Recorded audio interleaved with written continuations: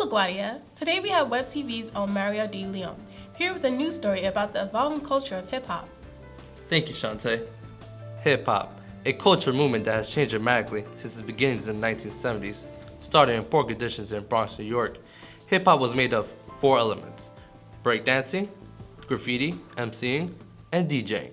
I sat down with an up-and-coming MC who shared his insights into the hip-hop culture. Okay, my name is Lindsey James Soto, aka Sussmatic, MC Sussmatic. What really got me into hip-hop was when I was a kid, I used to drive with my father in his old Oldsmobile, and he would play these songs from Africa Bambaataa and from Booker T and the MGs, and these are really the backbone to all the break beats of the 70s, 60s, and 80s, where hip-hop is just bubbling, forming. So having heard that as a kid, it really inspired me. You know, as I grew older, I got more into the music, and then I got into skateboarding, and that brought me into graffiti, and that just immersed me into hip-hop. If you don't need a musical instrument to participate in hip-hop, and that's what's so beautiful, because people who are in bands, I mean, that's how they express themselves, but they have that luxury of having instruments. They have the luxury of guitars, microphones, etc.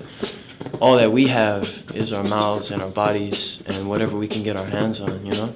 Hip-hop on the radio, it's just so commercialized, and it broke away from its grassroots. It's really depressing, and people aren't recognizing the grassroots, and I feel that it's just alienating a whole group of people who could identify with hip-hop. All the poor kids in the hood, in the ghetto, etc., in the suburbs, everyone who feels alienated, they could have this outlet. In the graffiti section, I gotta say, Futura 2000 and his trains, just abstract, fine art.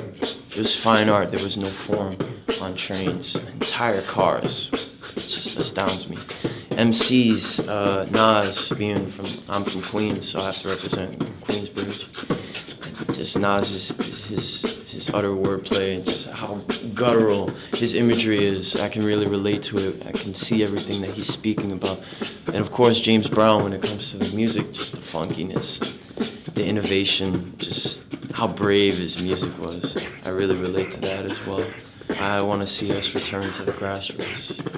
I would like to see the infusion of the new electronic sounds with the organic grassroots of hip-hop, with the 2 turntables and a microphone, with the crowd jams. I would like to see it turn away from the drugs, from the money, from the vehicles, just from this ostentatious things, and go back to its roots, you know, as a true cultural movement for all the poor people and all the people who can relate to it in the world. Swinging X-Acto blade scalpels, spit out mouthfuls, fair evasion in bus kitchen to move through ghetto outposts. Dim light bulbs, of course, leaky faucets, plans bigger than lines of social security offices. Move from Mulberry or Canal to Bootleg, kid with the grins of deadliest thing on 2 legs. Stay gone and stay gone by choice, surfing dead channels, white noise, searching for God's voice in the traffic. Everybody moving, still static, mad hypocrites like most Hispanic Catholics.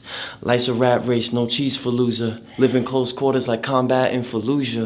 Enough of the noise and interference. Watch people screw themselves like student loan deference.